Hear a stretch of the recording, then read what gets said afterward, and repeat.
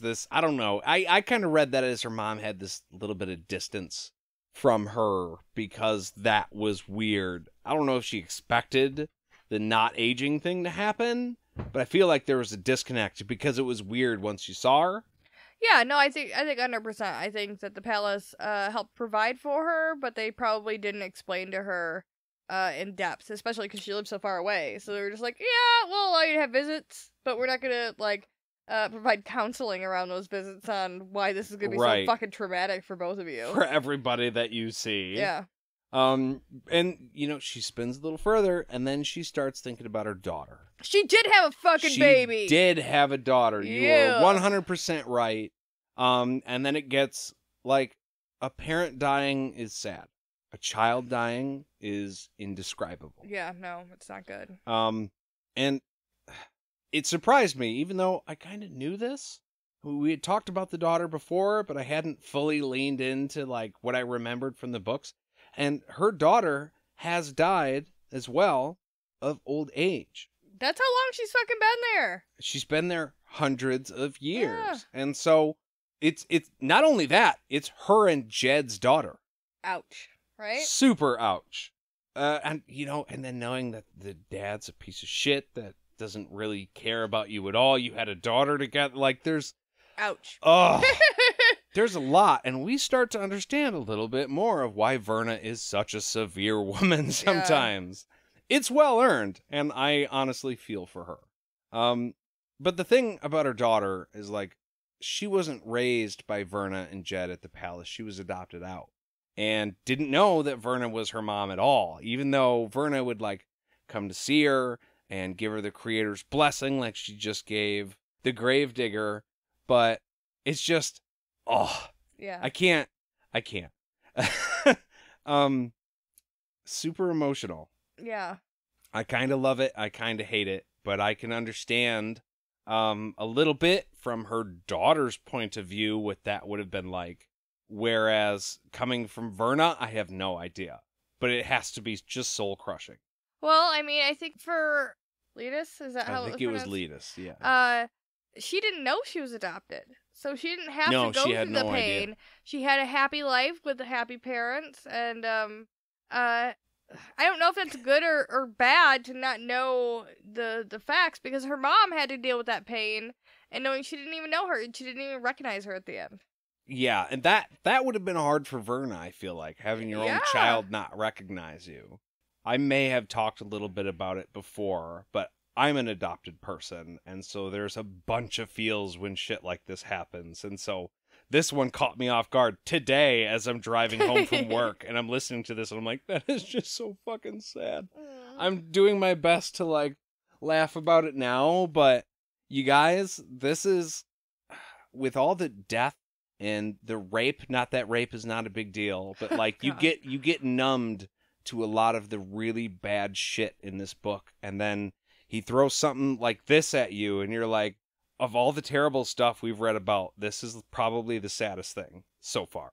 Yeah. Well, I mean, to watch your parents die, like you said, is one thing, but to watch your kids die is a whole other thing. And to have your kids die, and to have been able to watch their lives and not been able to say, that's my daughter, or have them say, that's my mom, or whatever. And it said that she specifically did not find out about the grandkids. She didn't even find out their names because she didn't want to be, feel fucking tied. Heartbroken. Yeah. Which is a thing. I can understand that. But yeah, we can get back to the rest of this chapter. Every once in a while, I get hit with something in this book that really makes me look inward. Home. And this was one of those things, and holy shit, it's sad. I'm okay. Well, I'm okay. And it's interesting for everybody, different things hit like that differently.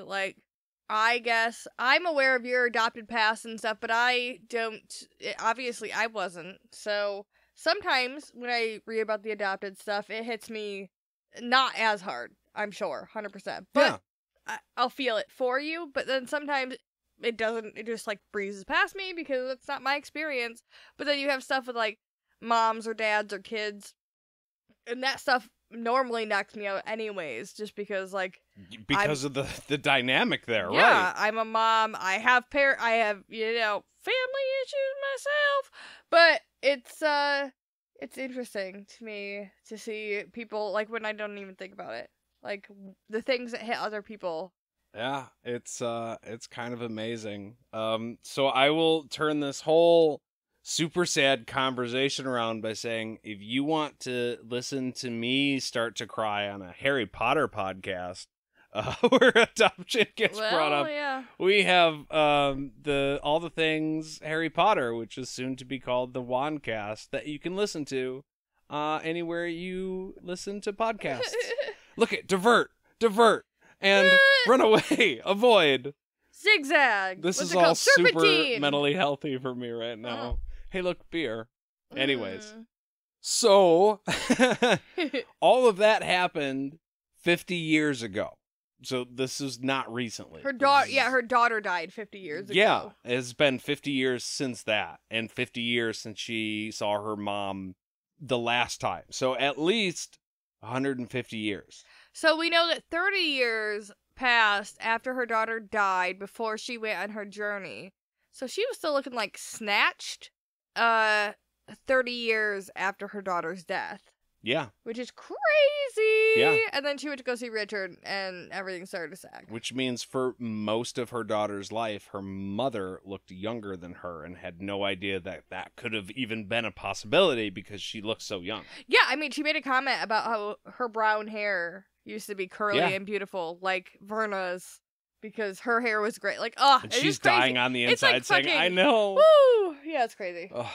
So she'd given up so much to be a sister, and in return for that, she just gets played like a fool. And she's being played like a fool again, just when she's starting to think, too, that she could make some changes with her post and do some good and, like, fulfill this opportunity that she'd been given. And it's all, no, she's still just being fucked with and used. Yeah, so you can understand why she's not, like, super into praying to the creator, because he's kind of fucked her over a little bit. Because kind of fuck you, buddy. No, yeah. I understand. Yeah. So she sits and she sobs for a while, and I want to give her a hug desperately. And then eventually she decides to go back to her own bed. Because she doesn't want to sleep in the sanctuary, because she's not even a real prelate. It was, like, super sad. I don't even deserve to be here. Oh, fuck, Verna. We gotta... I'm gonna pour one out for Verna. This is where it gets a little bit better, because the comedic relief happens when she's trying to leave this little sanctuary place, and she's like, fuck, I threw the key. I have to find the key. This is what I was talking about earlier. Yeah. When you do little shit in anger, you like chuck something, and you're like, damn it, now I need that. Where did that... Is it here? Shit. Where did I... Babe?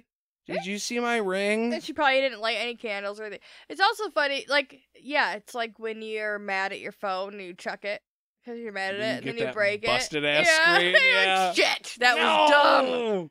That was expensive. And the second it happens, you feel guilty about it, too. But I just like how this little, I threw the ring thing finally came back to bite her, and she's like, okay. All right. I gotta calm down. And then that happens, she's like, okay. Now that I'm calmed down because I did something dumb, I know I'm going to have to apologize to Warren tomorrow.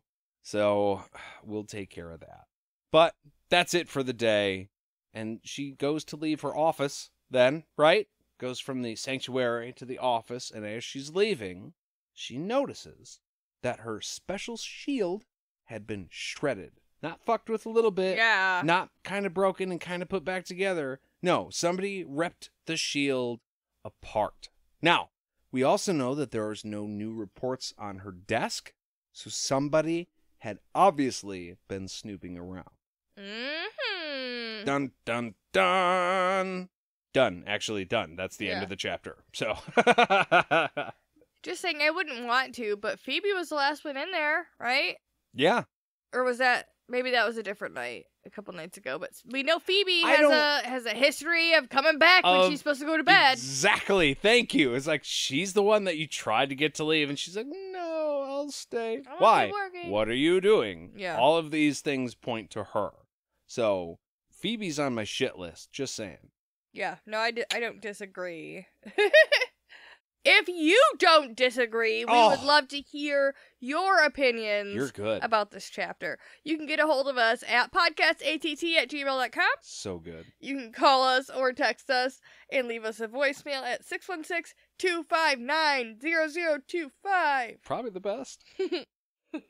You can also find us at our website, podcastatt.com, and all of the social medias at podcastatt. You can also find us at Patreon at podcastatt if you feel like helping us, and we would appreciate that a ton. But you don't have to feel pressured to, because we love you anyways. And thank you all for being here with us. That's right. Thank you guys for listening. We really do love you. And we'll see you real soon. Bye!